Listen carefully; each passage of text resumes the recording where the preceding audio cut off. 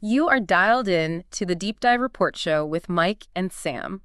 Okay, look, we need to dive headfirst into this because, frankly, some of the things we're seeing from a recent press conference and the commentary around it, it's pretty provocative stuff. Uh-huh. It really is. We've got the raw text, quotes, reactions pasted right here.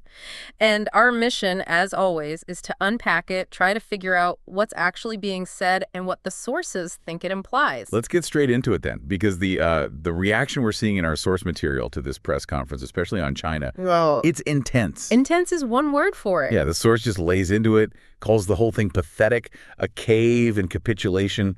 Strong words right off the bat. Very strong. So let's start with the tariffs. Trump brings up these 145% tariffs on China, calls them very high, Okay. but then immediately says the actual tariffs won't be anywhere near that high. Right. So setting the bar high, then lowering it. Seems like it. But then he follows that up, saying the U.S. was destroyed, China was taking us for a ride when there were zero tariffs. So, it feels a bit contradictory. Well, that's exactly what the source jumps on. They get sarcastic, saying, I wonder who put the 145% tariffs on China and then got brutally outmaneuvered by Xi Jinping. Yeah. Oh, wait, that's you. Ouch. Yeah, the source is definitely pointing out what they see as a complete U-turn. Exactly. A failed hardline stance now being softened, according to them. And then there's the relationship stuff. He says they'll have a great relationship with President Xi and that China will do very well. They'll live together very happily. I mean, after saying they were destroying the U.S. It's quite a shift in tone, isn't it? The source reads that as, well, basically weakness.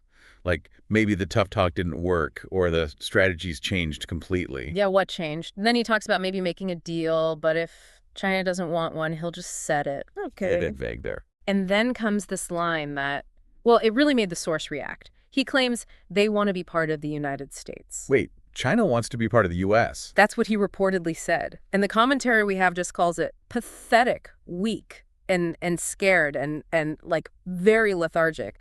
Asks, what are you even talking about? Okay, yeah, that statement does seem pretty detached from, well, geopolitical reality. You can see why the source reacted so strongly there. It underscores their point about a disconnect. And it keeps going. A reporter asks about playing hardball with China. And he says, No, we're going to be very nice. wow, after all the tough talk. Exactly. The source calls it one of the most pathetic walkbacks in history right now. They mention this idea that China was just waiting for Trump to back down first. So the source's interpretation is that the U.S. lost leverage, essentially. That China kind of won that standoff. That seems to be the take, yeah. The shift to very nice is seen as proof the tough stance just wasn't working. Which leads to their final punch on this topic. Right. The source concludes, pretty bluntly, it seems like Donald Trump is going and kissing the ring.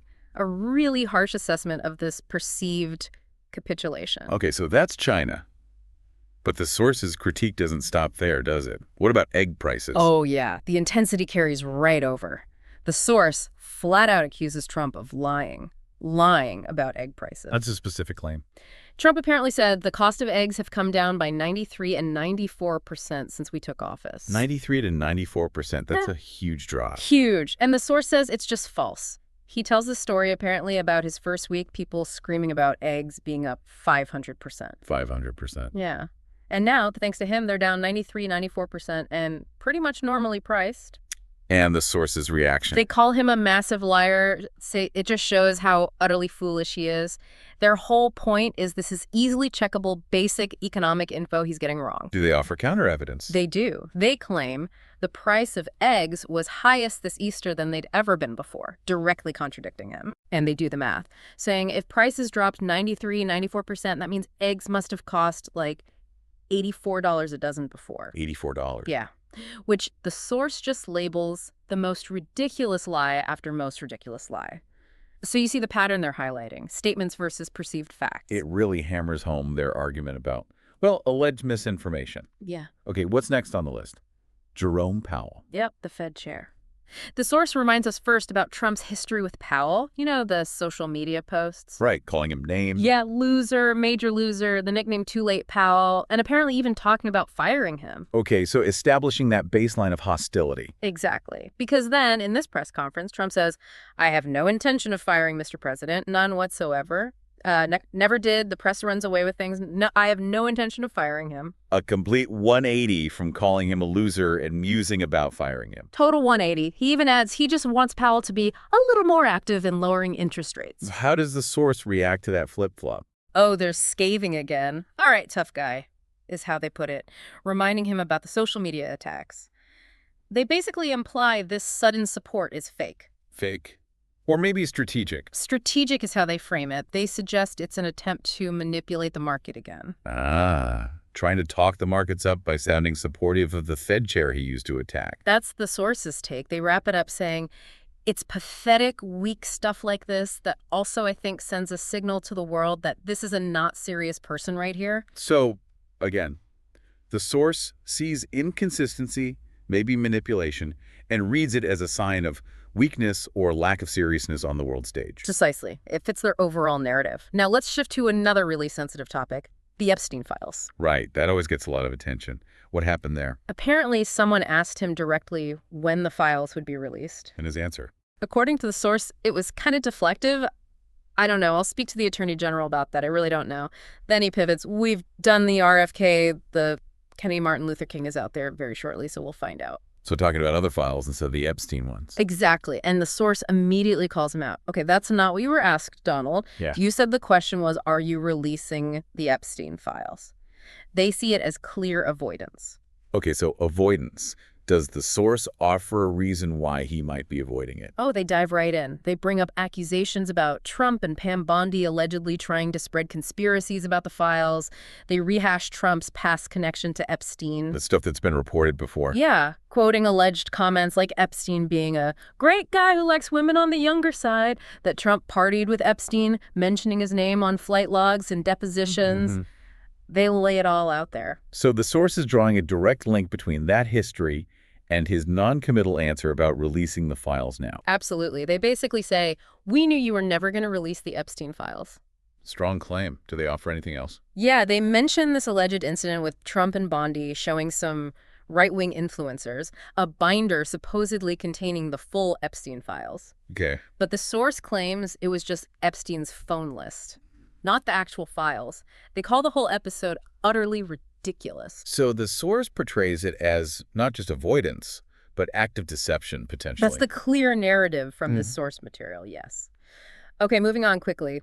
Courts and migrants. Another recurring theme. Yeah, the source says Trump was whining about the courts again, complaining you can't have a trial for all of these people, meaning migrants, and that the system wasn't meant for it. Right, the argument that due process requirements slow things down too much. Exactly. He argues requiring trials makes the country very dangerous and that judges shouldn't be able to force them. It's consistent with his previous plans, but the source frames it as whining. Got it. Now, wasn't there also something from Elon Musk mentioned?